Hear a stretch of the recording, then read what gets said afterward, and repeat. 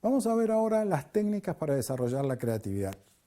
Y en primer lugar, vamos a ver las barreras y bloqueos que tiene la creatividad. Y vamos a ver que tenemos tres tipos de barreras y bloqueos: los neurológicos, los psicológicos y los culturales. Los seres humanos somos entidades biopsicosociales, entonces veamos cómo cada una de estas afecta a nuestros comportamientos creativos. En nuestro cerebro es un cerebro triuno donde tenemos el reptilíneo, que es el más antiguo, que es instintivo, donde está el presente, y frente a un evento responde como ataque o como huida. Obviamente frente a eso no es que admite el cambio, es mi instinto de supervivencia. En segundo lugar está el cerebro límbico, que evolucionó posteriormente, y es el cerebro emocional, y que guarda la memoria de largo plazo, donde acumulamos las relaciones placer-dolor que nos han provocado distintos elementos, ¿no? Entonces sabemos medir esto me gusta, esto no me gusta. Lo que no quita que cosas que me gustaban puedan variar, pero esencialmente lo que mantiene es esa dicotomía dolor-placer típicamente hedonista. El tercer cerebro, que es el más moderno y el más desarrollado del ser humano, el 85% de nuestro cerebro, es el neocórtex, que es el racional, el planificador, el intencional, el creativo. Así como el límbico tenía la memoria, o sea, el pasado y el presente, el neocórtex tiene el pasado, el presente y el futuro, la intencionalidad, el el hacia dónde quiero ir, ¿no? Entonces, cuando queremos crear una idea creativa, cuando queremos aceptar o rechazar una idea creativa, nuestros tres cerebros entran en diálogo. El reptilíneo usualmente va a decir que no, el neocórtex puede decir que sí. Digamos, entonces, ese diálogo tiene un problema, que el cerebro es un elemento de nuestro organismo que pesa solamente 1,5 kilos, pero es el que más consume energía en nuestro cuerpo. Y los seres vivos estamos diseñados para minimizar el gasto energético, para mantenerlo en caso de huida. Esto es básico de los seres vivos. Entonces, ese buscar ahorrar energía nos lleva a zonas de confort y no tratar muchas veces temas de creatividad. Es nuestro esfuerzo decir, los temas de creatividad sé que me llevan este gasto de energía, sé que tengo que pensar, sé que tengo que analizar, es el elemento para ir hacia adelante. Si no, es muy probable que caigamos en la zona de confort. El segundo grupo son los psicológicos. Así como dijimos que una de las características básicas de la personalidad creativa es la apertura a las nuevas experiencias, obviamente el bloqueo sería el miedo que limita esa apertura. La incertidumbre de algo nuevo nos lleva a tener miedo al ridículo, a tener miedo a perder poder en nuestra organización y por ende a no abrirnos hacia esas nuevas experiencias. El segundo elemento psicológico son las restricciones para combinar y construir productos creativos. ¿Qué sucede? La capacidad de creatividad la tenemos todos los seres humanos, pero en distinta medida, y hay algunos que tienen esta capacidad para combinar y construir productos creativos en forma muy limitada. Por ende, ese factor psicológico los disminuye ante otros que sí tienen esta vocación de combinación y creatividad. El tercer elemento es el elemento social-cultural, ¿no? Todas las sociedades convivimos entre personas, digamos, y tenemos normas de relación, normas de comportamiento para esa convivencia. En algunas estas normas son muy estrictas y inmovilizan los comportamientos, los fijan, y en otras son más abiertas. Esta es se puede decir que es la larguísima debate entre estructura y agente. Estructuras son normas externas muy fijas y agentes es que los individuos nos empoderamos para poder ir modificando a dichas conductas. El análisis general que uno puede observar en los últimos siglos es hacia una disminución del poder de las instituciones que fijaban las estructuras y un crecimiento del poder de los individuos hacia fijar la forma en la cual queremos convivir, con mayores grados de libertad, con una gran dispersión entre las diversas sociedades. El segundo elemento son las fobias y las filias. Hay un ejemplo histórico muy interesante que fue en la Revolución Industrial, aparecen las máquinas de tejer, de hilar. Entonces los artesanos que trabajaban manualmente empiezan a destruir las máquinas. Esto se llamaron las rebeliones Ludito, que fue a principios del siglo XIX en Inglaterra, después siguió en otros países de Europa. Uno dice, oh, qué reacción. Sí, pero pensemos que hoy un debate cotidiano es, ¿los robots nos van a sacar todo el trabajo o no? O sea, estas fobias y filias, tecnofobias o tecnofilias, siguen estando presentes en la actualidad en un debate que es apasionante, por supuesto. Pero no solamente en relación a nuevas tecnologías, también alimentos. Hay estudios muy detallados sobre lo que llaman neofobia y neofilia, o sea, cómo reaccionamos ante novedades alimentarias. No existe sociedad que se alimente de todo lo que tendría disponible en su entorno para nutrirse. Están prohibidos determinados alimentos, no por ley, sino culturalmente prohibidos. Entonces vamos a ver sociedades donde comer carne de rana o caracol es una exquisitez, y para otras obviamente eso es asqueroso, y viceversa, donde otras sociedades comer insectos o carne de mono es una exquisitez, y obviamente para otras es una asquerosidad. Por ende, vemos que tenemos distintos tipos de barreras y bloqueos, y las técnicas de creatividad lo que deben llevar es a superar las mismas. Empecemos entonces con la primera de ellas, que es la más conocida, más usual de las técnicas y tal vez más simple de utilizar, que son las analogías. ¿Qué es la analogía? Es buscar en otro ámbito la resolución a mi problema. Veamos el ejemplo más simple. Bueno, los señores que pensaban en hacer aeroplanos hace 100 y pico de años, observaban cómo eran las aves y cómo eran las alas y cómo se movían las aves para tratar de pensar cómo diseñar un elemento que volase y que pudiese ser tripulado por los seres humanos. Pero ese es un ejemplo histórico conocido, pero vayamos a la actualidad. ¿Qué buscaron equipos de natación olímpica?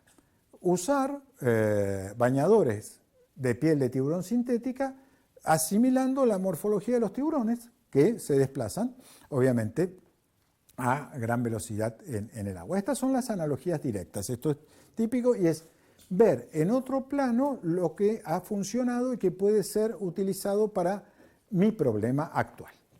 Entonces, este método dio origen a distintos submétodos. Uno de ellos es el de Gordon, la sinéctica, en el cual diferenció 4 tipos de analogía. Las personales, las directas, las simbólicas y las fantásticas. Las directas es la que hemos hablado recientemente, veamos las personales. Las personales es, ¿qué sucede si yo fuese? Si yo fuese mi empresa, ¿qué sucede?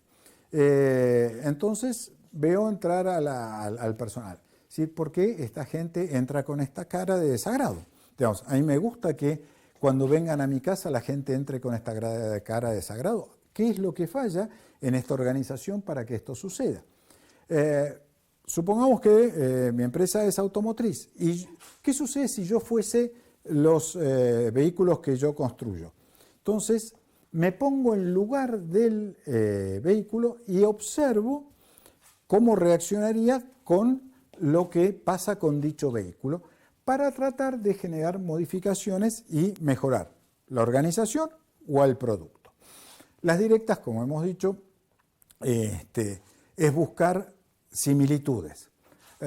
Tengo, como decía, un problema de relaciones humanas y mi grupo de trabajo no son potentes.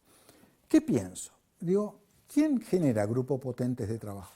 Un director de orquesta que lleva a más de 100 músicos a interpretar soberanamente bien una obra, 100 personas que tienen 30 años dedicados a un instrumento, 8 horas diarias, ¿no? ¿Cómo maneja todos esos egos para obtener tan exquisito resultado? ¿Qué otro ejemplo tengo? Directores técnicos de equipos deportivos que llevan a jóvenes que ganan millones, ¿no? a eliminar sus egos para ir detrás de los objetivos del equipo, ¿no? Entonces, esta sería otra de las analogías directas. Veamos analogías simbólicas. Es construir historias. Esto se usa mucho en storytelling, ¿no? Entonces, por ejemplo, yo tengo un hotel rural y quiero rediseñarlo. Entonces pienso en, por ejemplo, el ensayo Walden de Thoreau, a ver cómo podría rediseñar en base a ello mi hotel como experiencia. Pienso en pinturas impresionistas y que cada cuarto del hotel refleje una pintura impresionista, ¿no? Que tenga un tilde de eso. Digamos, finalmente, las fantásticas es abrir totalmente la imaginación, ¿no?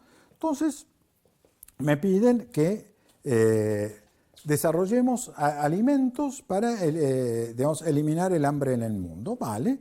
Entonces, digo, bueno, cuando huelo los alimentos me siento bien, qué bien que huele, qué rico que es esto.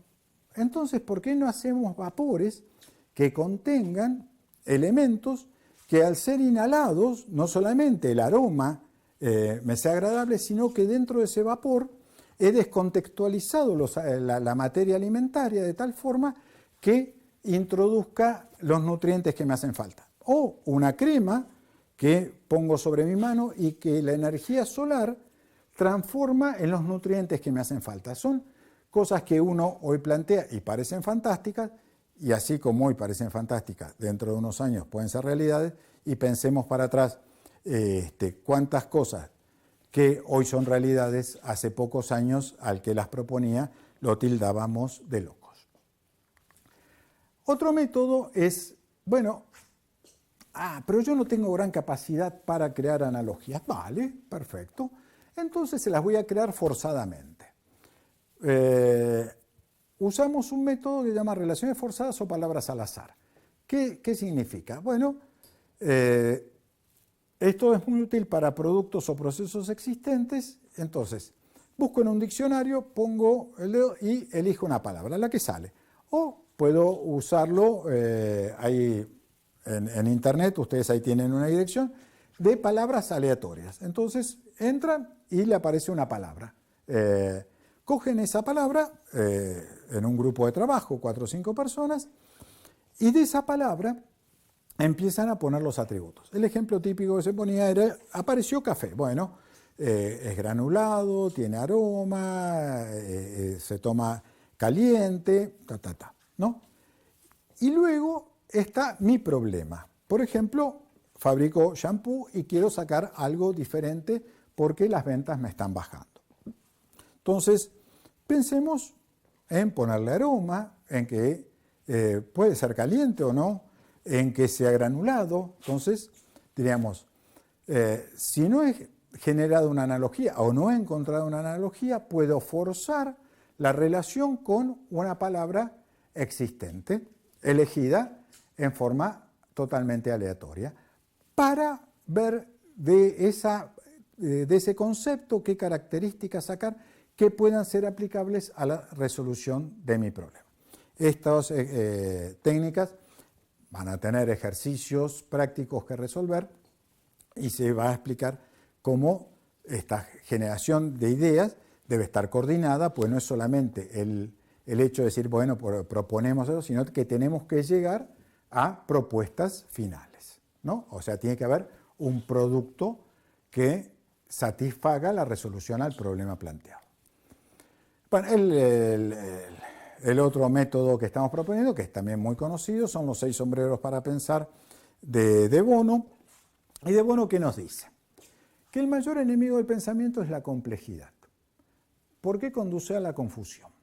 Cuando el pensamiento es claro y sencillo, resulta más grato y eficaz. Entonces, ¿él qué hizo? Un sistema de pensar claro y sencillo. Simplificar el pensamiento. Es decir, cuando yo pienso, todo se me puede amontonar. Entonces, al mismo tiempo tengo emociones, la lógica, la información, la creatividad, las esperanzas. Con el método de los 6 sombreros lo que hago es separar, ¿no?, por etapas mi forma de pensar y encarar una por una, ¿no? El concepto básico es así de simple como lo explica el autor de este método. Entonces, habla de 6 sombreros, ¿no? El sombrero blanco es, bueno, hay que tomar la decisión de mudar la empresa, ¿no? Vamos a irnos a un país de bajos salarios. Estamos analizando, ¿no?, la decisión. Vale. Entonces, primer punto es somos 6 miembros, para hacerlo sencillo, y a uno de ellos le ponemos el sombrero blanco. Y él tiene que proponer la información objetiva, la neutralidad, para ver la decisión a tomar. A la segunda persona le hemos puesto el sombrero rojo, que son las emociones, la intuición, ¿no? Decir, bueno, ¿usted por qué mudaría o no mudaría la empresa? Y no es una respuesta racional la que él nos tiene que brindar, no, tiene que ser emotiva. A la tercera persona le ponemos el sombrero negro, es la persona que tiene que hacer las críticas, que tiene que tratar de tirar abajo el proyecto de mudar la empresa, de ver los puntos débiles de la propuesta. Y esto es muy importante porque muchas veces caracteriza a los emprendedores la visión optimista que tenemos respecto a determinadas ideas. Y es bueno que haya alguien, mesuradamente, que balancee, diga, ojo, tengamos cuidado con estas debilidades que presenta el proyecto. A la cuarta persona le ponemos el sombrero amarillo y debe brindar la visión al contrario, optimista, ver los beneficios, las ventajas que está trayendo la propuesta de trasladar la empresa a un tercer país. En quinto lugar está el sombrero verde y este señora, debe aportar creatividad y nuevas ideas, ¿no? Es la forma libre de pensamiento que genera provocación en los demás al salir del usual. Pero, nuevamente, esto tiene que llegar a conclusiones. Entonces, hay un sexto personaje que lleva el sombrero azul y es el que coordina, porque esto tiene que llegar a un producto final y este debate que se genera entre los miembros debe irse trasladando a propuestas concretas, donde finalmente, y tomemos este ejemplo, es ¿mudamos o no mudamos la planta a un tercer país? Este método no es solamente una ronda, sino que los sombreros, que a mí en primer lugar supongamos que me tocó el amarillo, luego me tocará el verde y luego me tocará el azul, ¿no? Así todos exponemos los distintos puntos de vista y generamos una propuesta amplia y concreta para la resolución de un punto conflictivo y un problema que teníamos que terminar. Continuamos próximamente con el apartado 2 de técnicas para la creatividad. Muchas gracias.